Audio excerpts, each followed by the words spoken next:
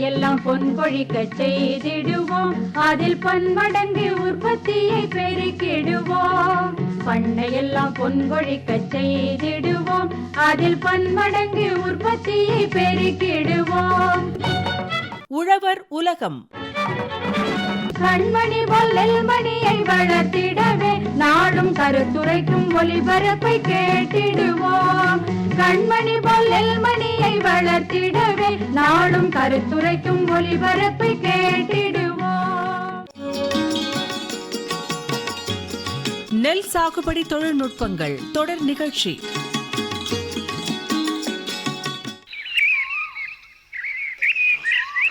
செல்வி, உன்னதான் இவ்ளோ நேரமா தேடிட்டு இருக்கேன். என்ன வெண்பா, என்ன தேடிக்கிட்டு இருக்கியா?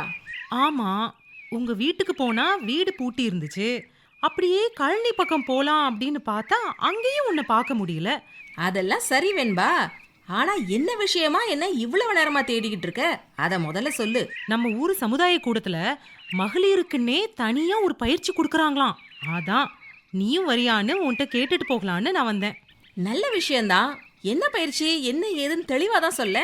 தையல் பயிற்சி உட்பட இன்னும் பல பயிற்சி கொடுக்கறாங்களாம். இந்த மாச கடைசியில ஒரு வார பயிற்சியா இது இருக்கும். நீ துணைக்கு வாரன்னா நானும் வாரேன் புள்ள. நீ வருவேன்னு எனக்கு அப்பவே தெரியும் செல்வி. பயிற்சி எப்ப ஆரம்பிக்குது, எம்புட்டு நேரம்? கண்டிப்பா கூடிய சீக்கிரமே அம்புட்டு விவரங்களையும் நான் உனக்கு சொல்லிடுறேன். இந்த வனஜா தான் வரலன்னு சொல்லிட்டா. மத்தபடி நம்ம தோழிங்க அத்தனை பேரும் வராங்க. என்னது, வனஜா பயிற்சிக்கு வரலையா? ஏனா? அதை ஏன் கேக்குற? போன வட்டம் அறுவடை அப்பதான் ஒரு அறுப்பு எந்திரம் வாங்கினாங்க. இந்த வட்டமும் ஏதோ ஒரு எந்திரம் வாங்க போறாங்களாம். அது விஷயமா தான் போவும் வரவுமா இருக்காங்க. அதனால தான் வரலன்னு சொல்லிட்டா. எந்திரங்க விவசாயத்துக்கு ரொம்ப முக்கியம் தானே. இந்த எந்திரங்களால நமக்கு நன்மைகள் நிறைய இருக்கே. என்ன நீயும் இப்படி பேசுற? வெண்பா, நான் உள்ளதை தானே சொன்னேன். காலத்துக்கு ஏத்த மாதிரி நாமளும் செயல்படணும். அது மட்டும் இல்லாம இன்றைய காலகட்டத்தில் வேலையாட்கள் பற்றாக்குறையும் இருக்கத்தானே செய்யுது. அறுப்பு களை எடுக்கன்னு ஆட்களை தேடி தேடி நம்ம அழுத்து போக தானே செய்கிறோம். அது என்னவோ வாஸ்தவம் தான். அதுக்கு தான் உழவு, விதைப்பு, களை எடுப்பு, அப்புறம் அறுவடை, அதுக்கு பிறகு விளைஞ்ச பொருட்களை தரம் பிரிக்க அப்படின்னு நிறைய எந்திரங்கள் நமக்கு உதவியா இருக்கு. அப்படியா? ஆமாம் புள்ள.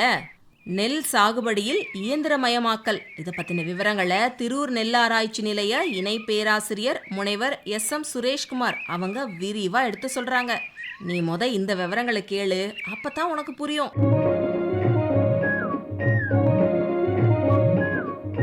விவசாயத்தில் எந்திரங்கள் மற்றும் உபகரணங்களை பயன்படுத்தி வேளாண்மை செய்வதையே எந்திரமயமாக்கல் என்கிறோம். இதன் மூலம் விவசாயிகள் நடவடிக்கைகளை சரியான நேரத்தில் மேற்கொள்ளலாம். இதனால் சாகுபடி செலவை குறைக்கலாம்.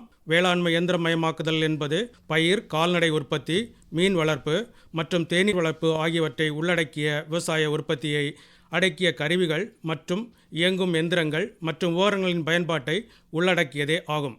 குறைந்து வரும் பண்ணை வேலையாட்கள், பெருகி வரும் மக்கள் தொகை, பொருளாதார பற்றாக்குறை உள்ளிட்ட காரணங்களால் வேளாண்மை துறையில் எந்திரமயமாக்குதல் என்பது அவசியமாகிறது. மாறி வரும் நவீன உலகிற்கேற்ப வேளாண்மை தொழில் நுட்பங்களை அடுத்த கட்டத்துக்கு கொண்டு செல்வதற்கு வேளாண்மை எந்திரமயமாக்குதல் இன்றியமையாதாகிறது. உணவுக்காக உலகளவிய தேவைகளை அதிகரித்து வரும் வேளாண்மைக்கு ஒரு மிக பெரிய சவாலாக இருக்கிறது. நவீன வேளாண்மையில் எந்திரமயமாக்குதல் ஒரு முக்கிய பங்கு வகிக்கிறது. இது உற்பத்தி திறனை மேம்படுத்துகிறது, மனித உழைப்பின் தேவைகளை, சாகுபடி செலவையும் குறைக்கிறது. எந்திரமயமாக்குதல் வேளாண்மை தொழிலின் பாதுகாப்பை உறுதி செய்கிறது மற்றும் விளைபொருட்கள் தரத்தையும் மேம்பாட்டையும் மதிப்பு கூட்டலையும் மேம்படுத்த உதவுகிறது. உற்பத்தி மற்றும் உற்பத்தி திறனை அதிகரிக்க திறமையான எந்திரங்கள் உதவுகின்றன. இவற்றின் மூலம் விவசாயிகள் 2 அல்லது பல பயிர்களை வளர்க்கலாம். இதன் மூலம் விவசாயிகள் தங்கள் வாழ்வாதாரத்தையும் வாழ்க்கை முறையையும் மேம்படுத்திக் கொள்ளலாம். இந்தியா ஒரு விவசாய நாடு. இங்கு பாரம்பரிய முறையின் மூலம் விவசாயம் பெரிய அளவில் செய்யப்பட்டு வருகிறது. பல நூற்றாண்டுகளாக நம் நாட்டின் விவசாயம் ஒரு முக்கிய தொழிலாக உள்ளது. அதே நேரத்தில் அது உணவு தேவைகளை பூர்த்தி செய்யவும் பயன்படுகிறது. ஆனால் பெருகி வரும் மக்கள் தொகை, உணவு பாதுகாப்பு வழக்கம், தற்போதைய பாரம்பரிய விவசாய முறைகளை தாண்டி நவீன முறைகளை கடைபிடிப்பதன் மூலம் நமக்கு பெரிய நிலையில் நம்மளை எடுத்து செல்கிறது. காலப்போக்கில் விவசாயத்தில் பல மாற்றங்கள் ஏற்பட்டுள்ளன. அவை விவசாயிகளின் வாழ்க்கை முறையை எளிதாக்குகின்றன. அதாவது பயிர்களை விதைத்தல், அறுவடை செய்தல், நீர்ப்பாசனம் செய்தல் போன்றவற்றில் பல நவீன இயந்திரங்களை நாம் பயன்படுத்தி நடவடிக்கைகளை மேற்கொள்ள நமது விஞ்ஞானம் நமக்கு பல பெரிய தொழில்நுட்பங்களை வழங்கியுள்ளது. இதனை விவசாயிகளும் ஏற்றுக்கொண்டுள்ளார்கள். நம் நாட்டு வேளாண்மைக்கு தகுந்தவாறு பல்வேறு ஆராய்ச்சி நிறுவனங்கள், வேளாண்மை பல்கலைக்கழகங்கள் மற்றும் தனியார் நிறுவனங்கள் வாயிலாக பெருமளவில் நாம் விவசாய கருவிகள் உருவாக்கப்பட்டுள்ளது. அன்பார்ந்த வேளாண்மை பெருமக்களே, உழவு முதல் அறுவடை மற்றும் பின்னேர்த்தி செய்யும் பல்வேறு எந்திரங்கள் மற்றும் கருவிகள் உருவாக்கப்பட்டு நமது அரசாங்கத்தின் மூலம் விவசாயிகளுக்கு மானிய விலையில் தரப்பட்டு வேளாண்மை உற்பத்தி செலவை குறைக்கின்றனர். இன்றைய நிலையில் இந்தியாவில் 7.5 லட்சம் நீர் இறைக்கும் பம்புகள், 6 லட்சம் டிராக்டர்கள், 60,000 பவர் டில்லர்கள், 4 லட்சம் கதிரடிக்கும் எந்திரங்கள், 4.5 லட்சம் தெளிப்பான்கள், 4,000 கூட்டு அறுவடை எந்திரங்கள் என ஆண்டுக்கு ஒன்று உற்பத்தி செய்யப்பட்டு விற்பனைக்கு வருவதாக புள்ளி விவரங்கள் தெரிவிக்கின்றன. உழவிற்கு பயன்படும் கருவிகள், விதை விதைக்கும் கருவிகள், களை மற்றும் இடை உழவு செய்யும் கருவிகள், பயிர் பாதுகாப்பு கருவிகள், அறுவடை கருவிகள், அறுவடைக்கு பின் நேர்த்தி செய்யும் கருவிகள் ஆகியன நம் இன்று விவசாயத்தில் உருவாக்கப்பட்டு நம் விவசாயிகளுக்கு வழங்கப்பட்டு வருகிறது. மேலும் நஞ்சை நிலத்தில் நேரடி நெல் விதைப்புக்கு கருவிகள் உள்ளன.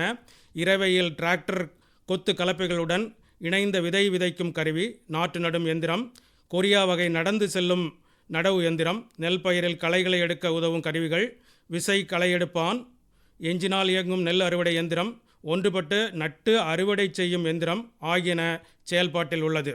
இது மட்டுமில்லாமல் தோட்டக்கலை பயிர்களை சாகுபடி செய்வதற்கு பயன்படுத்தப்படும் குழித்தட்டு விதையிடும் கருவிகள், காய்கறி நாட்டு உற்பத்திக்கான குழித்தட்டு விதையிடும் கருவிகள், தானியங்கி கருவிகள், டிராக்டர்னால் இயங்கும் காய்கறி நாற்று நட உதவும் எந்திரங்கள், டிராக்டர்னால் இயக்கும் குழி தோண்டும் கருவிகள், சுழலும் மண்வெட்டிகள், களை எடுக்கும் கருவிகள், வாழைகளை அறுவடை செய்யும் கருவிகள், டிராக்டரால் இயங்கும் வாழைக்கட்டைகளை அகற்றும் கருவிகள் மற்றும் மரங்களிலிருந்து மா, சப்போட்டா, கொய்யா பழங்களை பறிப்பதற்கான கருவிகள், தென்னை மரங்கள் ஏறுவதற்கான கருவிகள், மஞ்சள் கரணை பிரித்தெடுப்பதற்கான கருவிகள், மஞ்சளை அறுவடை செய்யும் கருவிகள், டிராக்டரால் இயங்கும் மரவள்ளி கிழங்கை தோண்டி எடுத்துக்கொள்ளும் கருவிகள் மற்றும் தேங்காய் பறிப்பதற்கான உயர்மட்ட தள கருவிகள் ஆகியன இன்று விவசாயத்தில் செயல்பாட்டில் உள்ளது.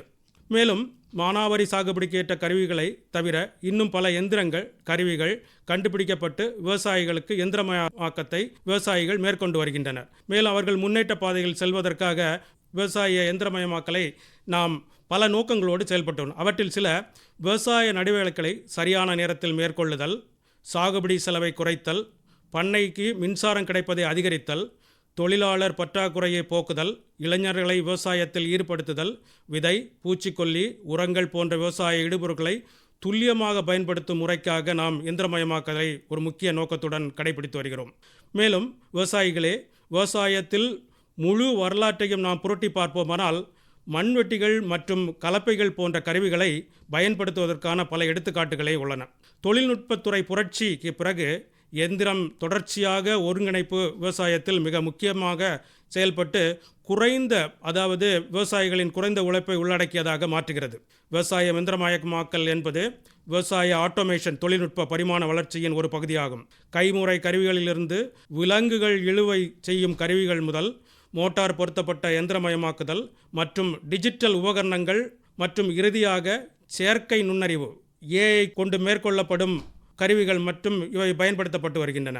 பயிர் உற்பத்தி நகர்வில் பயிர், கால்நடை வளர்ப்பு, மீன் வளர்ப்பு மற்றும் வனவியல் மேம்பாட்டிற்கு விவசாயத்தில் எந்திரங்கள் பயன்படுத்தப்பட்டு வருகின்றன மற்றும் எந்திரங்களின் மூலம் சிறந்த வேலை நிலைமைகளை மற்றும் வருமானத்தை மேம்படுத்தலாம். விவசாயத்தில் விவசாயிகளின் பணிச்சுமையை குறைக்கலாம். மேலும் புதிய கிராமப்புற தொழில்முனைவோர் வாய்ப்புகளையும் உருவாக்கலாம். தற்போது எந்திரமயமாக்கப்பட்டது விவசாயத்தில் டிராக்டர்கள், லாரிகள், கூட்டு அறுவடை எந்திரங்கள், எண்ணற்ற வகையான பண்ணை கருவிகள், ட்ரோன் என்று அழைக்கப்படும் வான்வெளி பயன்பாட்டில் பயன்படுத்தப்படும் கருவிகள் ஆகியன எந்திரமயமாக்கத்தில் புதிதாக அறிமுகப்படுத்தப்பட்டுள்ளன. துல்லியமான விவசாயம் விளைச்சலை அதிகரிக்க செய்ய செயற்கைக்கோள் படங்கள், அதாவது செயற்கைக்கோள் வழியாக செலுத்தும் GPS என்று அழைக்கப்படும் செயற்கைக்கோள் வழி கண்டறிந்து அவற்றுடன் கூடி இணைந்து கணினிகளை பயன்படுத்தும் முறையும் இன்று மேற்கொள்ளப்பட்டு வருகிறது. புதிய டிஜிட்டல் உபகரணங்கள் போன்றவை பயன்படுத்தி நோயறிதல் மற்றும் முடிவெடுப்புகள் தானியங்கி முறையில் செய்யப்பட்டு மோட்டார்கள் பொருத்தப்பட்ட எந்திரங்கள் இன்று பயன்படுத்தப்பட்டு வருகிறது. நகரமயமாக்கல் மற்றும் தொழில்துறை, பொருளாதாரங்களுக்கு எந்திரமயமாக்கல் ஒரு பெரிய காரணியாக உள்ளது. உற்பத்தி திறனை மேம்படுத்துவதோடு மட்டுமல்லாமல் இயந்திரமயமாக்குதல் பெரிய அளவிலான உற்பத்தியை உருவாக்குகிறது மற்றும் சில நேரங்களில் பண்ணை விளைபொருட்களின் தரத்தையும் மேம்படுத்த உதவுகிறது. மறுபுறம் சரியான பயன்பாட்டில் செய்யாமல் இருக்கும்போது இவை பல சுற்றுப்புற சீரழிவுகளை ஏற்படுத்த காரணமாகிறது. அதாவது மண் அரிப்பு மற்றும் காடு அழிப்பு மற்றும் காற்றில் மாசுபடுதல் போன்றவற்றை உருவாக்குகிறது. எனவே சரியான முறையில் எந்திரங்களை பயன்படுத்துவது மிக முக்கியமான ஒன்றாக கருதப்படுகிறது. மேலும் நெல் என்பது ஒரு அதிக உழைப்பு தேவைப்படும் ஒரு பயிராகும். இதற்கு அதிக உழைப்பு தேவைப்படுகிறது.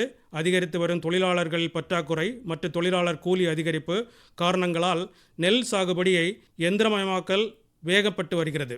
பருவத்தில் உச்ச காலத்தில் தொழிலாளர்கள் பற்றாக்குறையால் தொழிலாளர்கள் சரியான நேரத்தில் கிடைக்காததால் பல தொழில்கள் பாதிக்கப்பட்டு உற்பத்தி திறன் பாதிக்கப்படுவதால் பயிரின் விளைச்சல் குறைகிறது. டிராக்டர்கள், பவர் டில்லர்கள், நெல் நாட்டு நடும் எந்திரங்கள், கோனோவீடர்கள், பவர் ஸ்ப்ரேயர்கள், கம்பைன் ஹார்வெஸ்டர்கள், த்ரெஷர் போன்ற கருவிகளை பயன்படுத்துவதன் மூலம் நாம் நெல் பயிரிடும் விவசாயிகளுக்கு பல பெரிய முன்னேற்றங்களை உருவாக்கி கொடுக்கலாம்.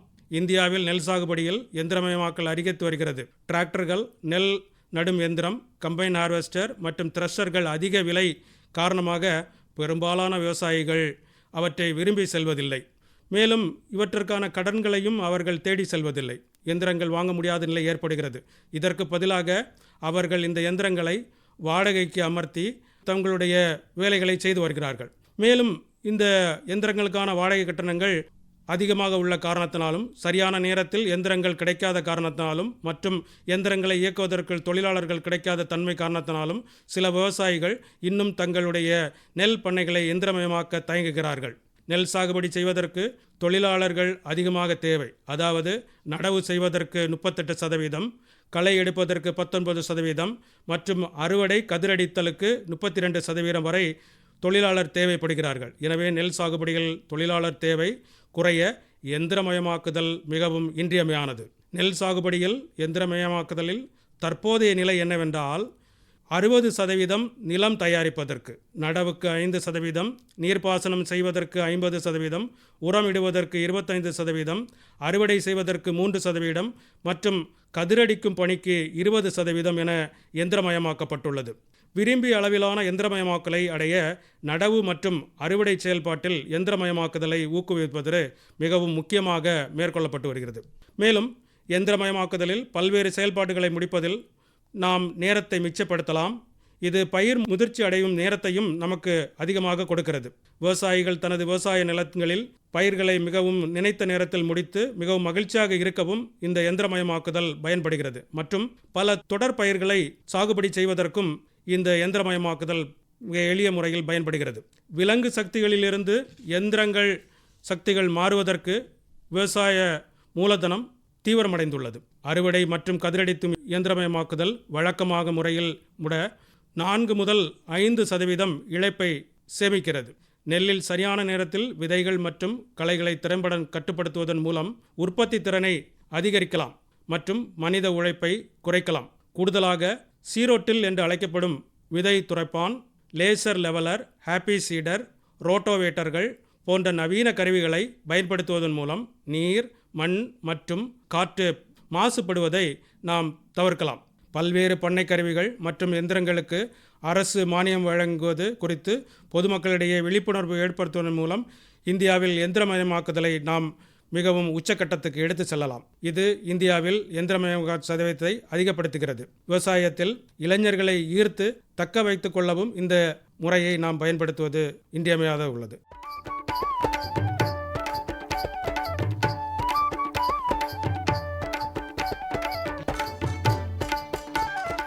என்ன வெண்பா, நெல் சாகுபடியில் இயந்திரமயமாக்கல் பத்தின விவரங்களை திரூர் நெல்லாராய்ச்சி நிலைய இணை பேராசிரியர் முனைவர் SM சுரேஷ்குமார் அவங்க எப்படி தெளிவா எடுத்து சொல்லிட்டாங்கல்ல. அத்தனை விவரங்களையும் கேட்டுக்கிட்டு தானே? எல்லா விவரங்களையும் ரொம்ப கவனமாவே கேட்டுக்கிட்டேனே.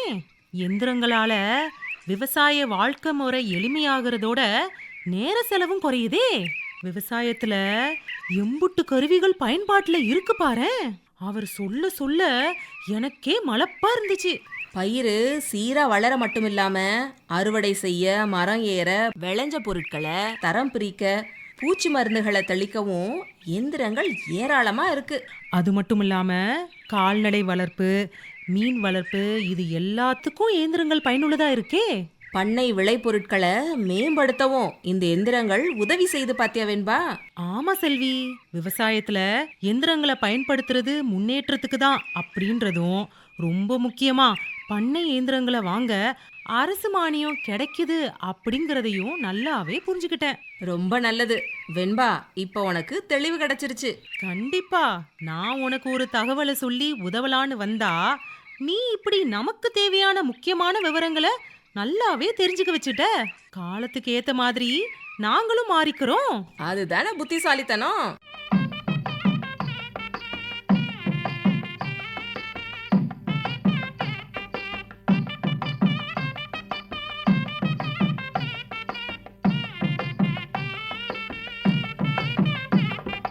பயிர் வளர்த்து பலன் பெருக்கி புரிய வேணும் சாதனை, அந்த நிலத்தின் வளத்தை நிலைக்க வைக்க மண் பரிசோதனை.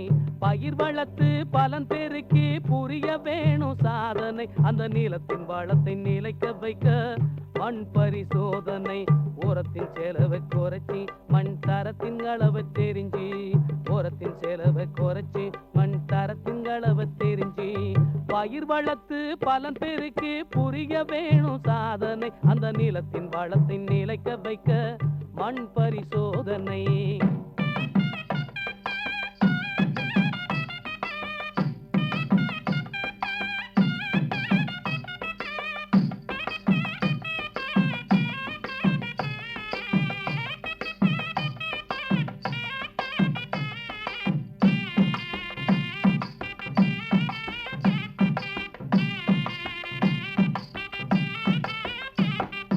பயிர் இல்லாத காலத்துல தான் மண் மாதிரி எடுக்கணும், 10 இடத்துல எடுத்து உலர்த்தி துளாக்கி வைக்கணும். பயிர் இல்லாத காலத்துல தான் மண் மாதிரி எடுக்கணும், 10 இடத்துல எடுத்து உலர்த்தி துளாக்கி வைக்கணும். வி வடிவத்தில் வெட்டி சேகரித்து பகுத்து பிரிக்கணும், வி வடிவத்தில் வெட்டி சேகரித்து பகுத்து பிரிக்கணும். மண் மாதிரியோடு தகவல் அட்டையை இணைச்சி அனுப்பணும், மண் மாதிரியோடு தகவல் அட்டையை இணைச்சி அனுப்பணும். பயிர் வளர்த்து பலன் பெருக்கி புரிய வேணும் சாதனை, அந்த நிலத்தின் வளத்தின் நிலைக்க வைக்க மண் பரிசோதனை.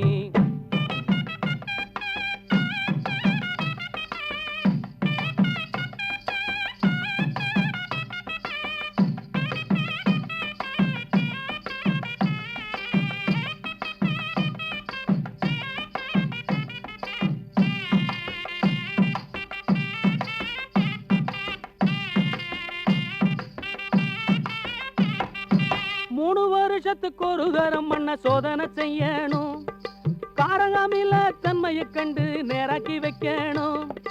3 வருஷத்துக்கு ஒரு தரம் மண்ண சோதனை செய்யணும், காரகாமில தன்மையை கண்டு நேராக்கி வைக்கணும்.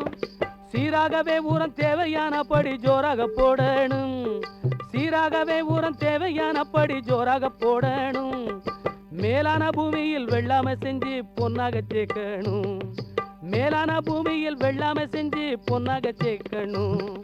பயிர் வளர்த்து பலன் பெருக்கி புரிய வேணும் சாதனை, அந்த நிலத்தின் வளத்தின் நிலைக்க வைக்க மண் பரிசோதனை.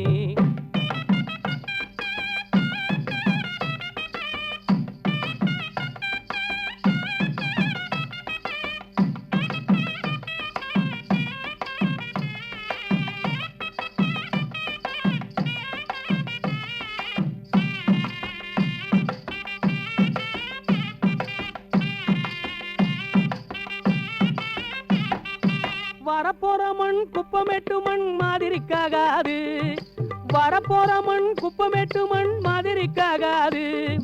உரமிட்ட 3 மாசத்துக்குள்ள மண் மாதிரி கூடாது, உரமிட்ட 3 மாசத்துக்குள்ள மண் மாதிரி கூடாது. பயிர் இருக்கும் காலத்தில மண் சோதனை கூடாது, பயிர் இருக்கும் காலத்தில மண் சோதனை கூடாது. உரப்பைகளில் மாதிரி எடுத்து அனுப்பக்கூடாது, உரப்பைகளில் மாதிரி எடுத்து அனுப்பக்கூடாது. பயிர் வளர்த்து பலன் பெருக்கி புரிய வேணும் சாதனை அந்த நிலத்தின் வளத்தை நிலைக்க வைக்க மண் பரிசோதனை. பயிர் வளர்த்து பலன் பெருக்கி புரிய வேணும் சாதனை அந்த நிலத்தின் வளத்தை நிலைக்க வைக்க மண் பரிசோதனை.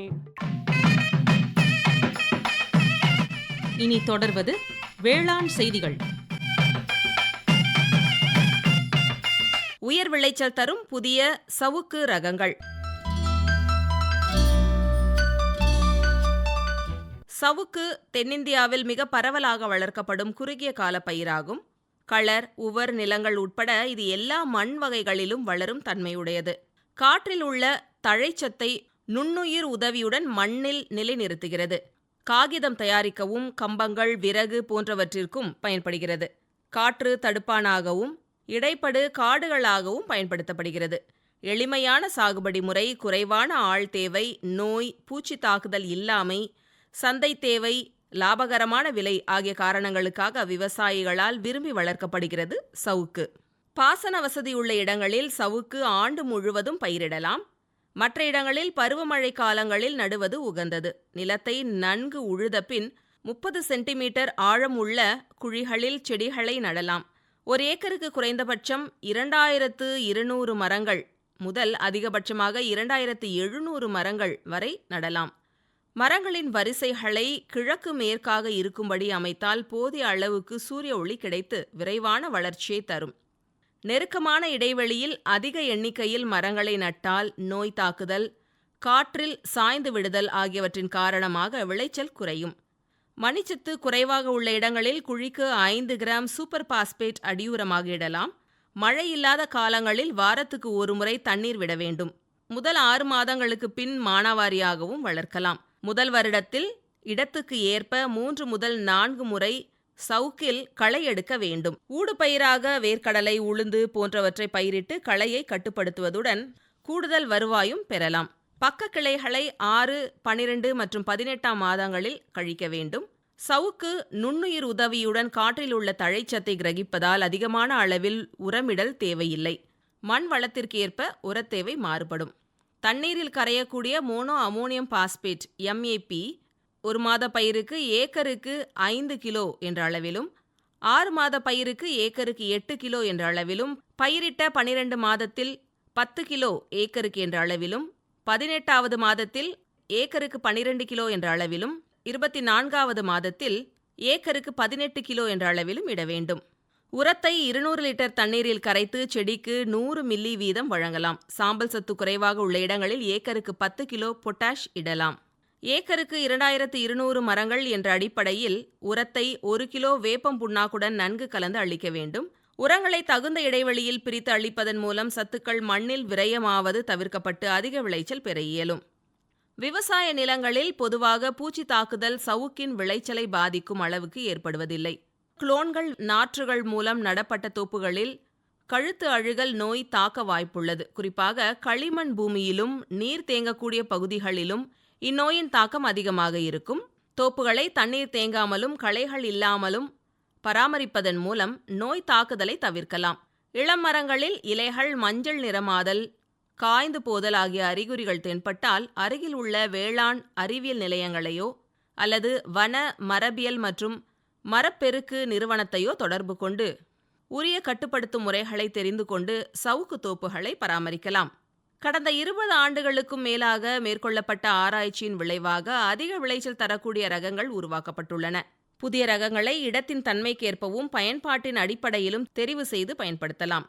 சவுக்கு சாகுபடி செய்வதில் தரமான நாற்றுகளை நடவு செய்வது முக்கியமானதாகும். வன மரபியல் மற்றும் மரப்பெருக்கு நிறுவனத்திடமிருந்தும் உரிமம் பெற்ற நாற்று உற்பத்தியாளர்களிடமிருந்தும் தரமான நாற்றுகளை பெறலாம். புதிய குளோன்கள் விதையில்லா இனப்பெருக்க முறையில் உற்பத்தி செய்யப்படுவதால் நடவுக்கு பின் ஒரு தோப்பில் உள்ள எல்லா மரங்களும் ஒரே மாதிரியான வளர்ச்சியை கொண்டிருக்கும். வேகமாக வளர்வதுடன் நேரான கம்பங்களை கொண்டிருப்பதால் சந்தையில் அதிக விலை கிடைக்கிறது. பொதுவாக இக்குளோன்கள் வறட்சியை தாங்கும் பண்பு கொண்டவை. விதை பண்ணைகளிலிருந்து பெறப்படும் வீரிய விதைகளை கொண்டும் தரமான தோப்புகளை உருவாக்கலாம். சாதாரண சவுக்கு ரகங்கள் ஏக்கருக்கு 35 முதல் 40 டன் கட்டைகளை தரும். புதிய ரகங்களை பயிரிடுவதன் மூலம் ஏக்கருக்கு குறைந்தது 70 முதல் 75 டன் கட்டைகளை பெற முடியும். எனவே விவசாயிகள் உயர் விளைச்சல் தரும் புதிய சவுக்கு ரகங்களை தேர்வு செய்து பயிரிட்டு லாபம் எடுக்குமாறு கேட்டுக்கொள்கிறோம். இதுவரை வேளாண் செய்திகள் கேட்டீர்கள்.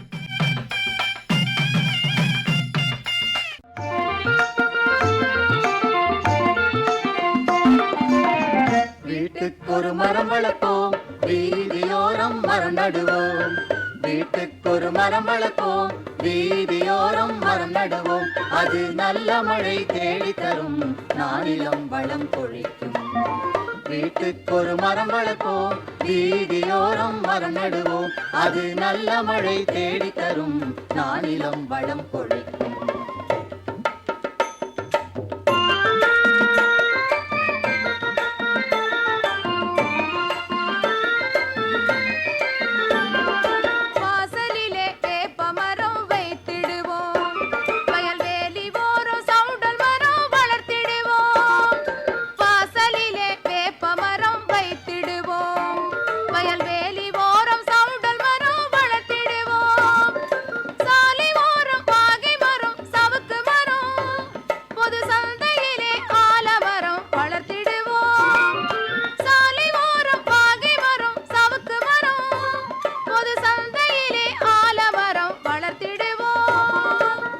வீட்டுக்கொரு மரம் வளர்ப்போம், வீதியோரம் மரம் நடுவோம்.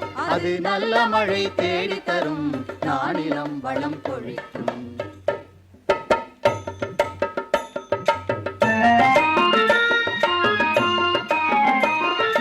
ஆற்றங்கரை ஓரத்திலும் மலைகளிலும் குளம் அடுத்திருக்கும் மேட்டினிலும் காட்டினிலும்.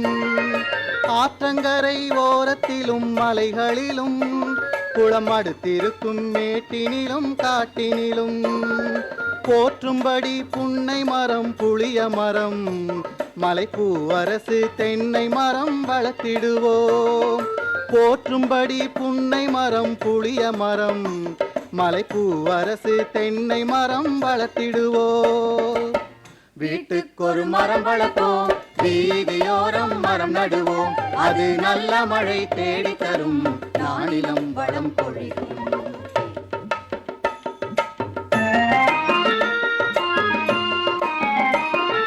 கல்யாணம் காது குத்து புள்ள பொறந்தா மரக்காலூன்றும் வழக்கத்தை கடைபிடிப்போம். கல்யாணம் காது குத்து புள்ள பொறந்தா மரக்காலூன்றும் வழக்கத்தை கடைபிடிப்போம். எல்லாரும் ஓரணியில் திரண்டிடுவோம், எல்லாரும் ஓரணியில் திரண்டிடுவோம். மரம் ஏராளம் ஏராளம் வளர்த்திடுவோம், மரம் ஏராளம் ஏராளம் வளர்த்திடுவோம். வீட்டுக்கொரு மரம் வளர்ப்போம், வீதியோரம் மரம் நடுவோம். அது நல்ல மழை தேடி தரும், நானிலம் வளம் கொழிக்கும். வீட்டுக்கொரு மரம் வளர்ப்போம், வீதியோரம் மரம் நடுவோம். அது நல்ல மழை தேடி தரும், நானிலம் வளம் கொழிக்கும். உண்ணும் பொருள் அத்தனையும் விளைத்திடுவோம், நித்தம் உழைப்பால் நில மகளை வணங்கிடுவோம். அமைப்பில் உதவி வி. உஷா. உண்ணும் பொருள் அத்தனையும் விளைத்திடுவோம், நித்தம் உழைப்பால் நில மகளை வணங்கிடுவோம். அமைப்பு எஸ். முருகேசன். பொட்டலையும் பூம்பொழிலாய் திருத்திடுவோம், அதற்கு புத்தம் புது முறைகளையும் புகுத்திடுவோம். பொட்டலையும் பூம்பொழிலாய் திருத்திடுவோம், அதற்கு புத்தம் புது முறைகளையும் புகுத்திடுவோம். இத்துடன் இன்றைய உழவர் உலகம் நிகழ்ச்சி நிறைவு பெறுகிறது. பட்டி தொட்டி சொர்க்கமாக பாடுபட்டே நம் பாரத சமுதாயத்தை உயர்த்திடுவோம். பட்டி தொட்டி சொர்க்கமாக பாடுபட்டே நம் பாரத சமுதாயத்தை உயர்த்திடுவோம்.